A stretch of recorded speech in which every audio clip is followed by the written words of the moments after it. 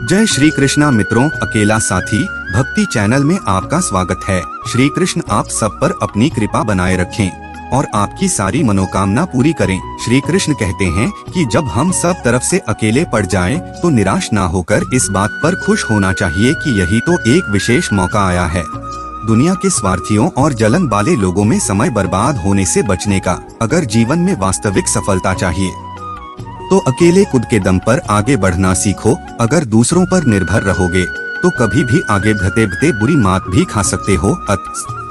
स्वयं को मेहनत के बल पर काबिल बनाओ, स्वयं पर ध्यान दो, खुद की खुशियों और इच्छाओं को अपने उद्देश्यों में शामिल करो और निश्चित उद्देश्यों पर लगन के साथ प्रयास करो। आप सफल अवश्य होंगे। कभी भी दूसरों से अपनी तुलना करके स्वयं को हीन भावनाओं से ना भरो, अन्यथा आप आगे कदम बढ़ा ही नहीं पाओगे। चाहे कार्य छोटे स्तर से शुरू करो, लेकिन खुद के दम पर अपनी सारी शक्ति लगा दो, तभी आप खुद के दम पर सफल बनकर एक नया आदर्श बनकर लोगों को जोड़ पाओगे। अगर आप अपने सपनों को पूरा करना चाहते हैं तो आपको कड़ी मेहनत करनी होगी। सपने सिर्फ सोचना नहीं है, उन्हें हकीकत में बदलने के लिए आपको समर्पण और धैर्य की जरूरत है। सकारात्मकता आपके जीवन में बदलाव ला सकती है। सकारात्मक सोच आपके मन को शक्तिशाली बनाती है और कठिन समय में भी आपको आगे बढ़ने का हौसला देती है। असफलता ही सफलता का पहला कदम होती है। असफलता से सीखें और उसे अपने अनुभव के रूप में लें। हर बार जब आप गिरते हैं तो उसे एक सीखने का मौका समझें। जीवन में कठिनाइयां आएंगी, लेकिन उनसे भागने की बजाय उनका सामना करना सीखें। मुश्किल समय आपको मजबूत बनाता है और आपके व्यक्तित्व का विकास करता है। समय अनमोल है, इसे व्यर्थ में न गवाएं। जो लोग समय की कदर करते हैं वे हमेशा अपने लक्ष्यों को प्राप्त करते हैं। अगर आप शारीरिक और मानसिक रूप से स्वस्थ हैं तो आप किसी भी चुनौती का सामना कर सकते हैं। स्वास्थ्य का ध्यान रखें और खुद को तंदुरुस्त रखें। जीवन में अच्छे संबंध बनाएं और उन्हें संजोएं। अच्छे रिश्ते आपके जीवन को खुशहाल बनाते हैं और कठिन समय में आपका सहारा बनते हैं। हम सभी गलतियां करते हैं, लेकिन जो व्यक्ति अपनी गलतियों से सीखता है वह आगे बढ़ता है। अपनी कमजोरियों को पहचानें और उन्हें सुधारने की कोशिश करें। आत्मविश्वास सबसे बड़ी ताकत होती है। जब आप अपने आप पर विश्वास करते हैं तो आप किसी भी लक्ष्य को प्राप्त कर सकते हैं। ज्ञान ही वह शक्ति है जो आपको दुनिया में आगे ले जा सकती है।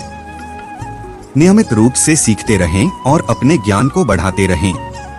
अगर आप इनमें से कुछ बातों को अपने जीवन में अपनाते हैं तो आप न केवल सफल होंगे बल्कि एक बेहतर इंसान भी बनेंगे। संसार की मोह माया त्याग दो तो ईश्वर मिलेगा, यह सब झूठ है, लेकिन सच तो ये है कि ईश्वर को पाकर संसार की मोह माया स्वयं ही छूट जाती है।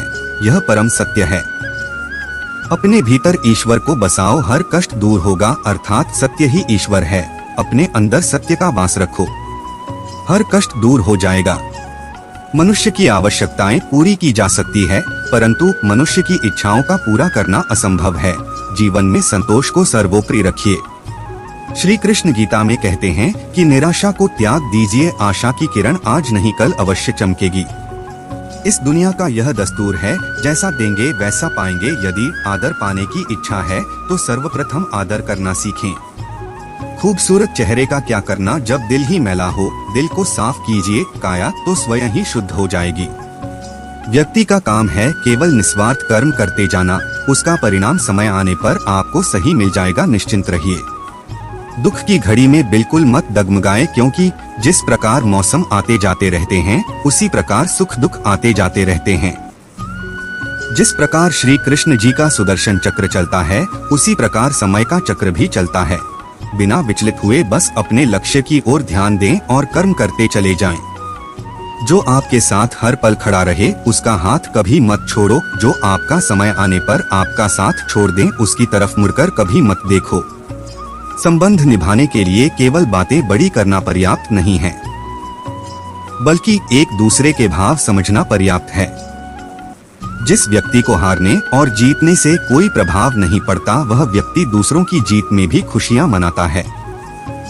न्यायाधीश की अदालत में तो एक गुनाह की भी माफी नहीं होती, लेकिन ईश्वर की अदालत में 100 गुनाह भी माफ है। जब सब रास्ते बंद हो जाएं, तो ईश्वर की शरण में चले जाओ, क्योंकि ईश्वर एक ऐसा रास्ता खोलते हैं जिसे चाहते हुए भी कोई बंद नहीं कर सकता। अगर आप दूसरे से अच्छे की आशा रखते हैं, तो सामने वाले के साथ आप भी बुरा करके उसे निराश ना करें।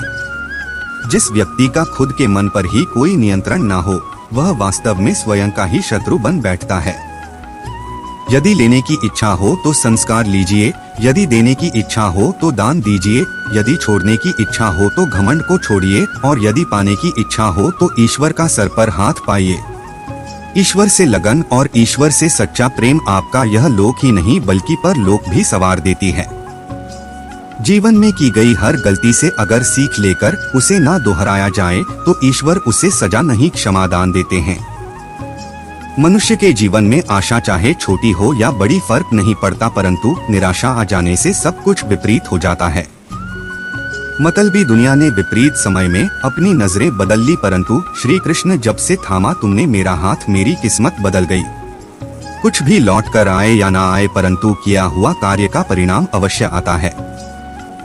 हमारा हर जगह उपस्थित होना संभव नहीं है, लेकिन हमारे द्वारा किया गया आचरण हमारी अनुपस्थिति को भी उपस्थिति में परिवर्तित कर देता है। जिस प्रकार औषधि किसी भी रोग को ठीक कर देती है, उसी प्रकार भगवान की स्तुति हर कष्ट का निवारण कर देती है। जीवन में कभी निराश नहीं होना चाहिए, क्योंकि कमजोर आपका वक्त होता है, आप नहीं।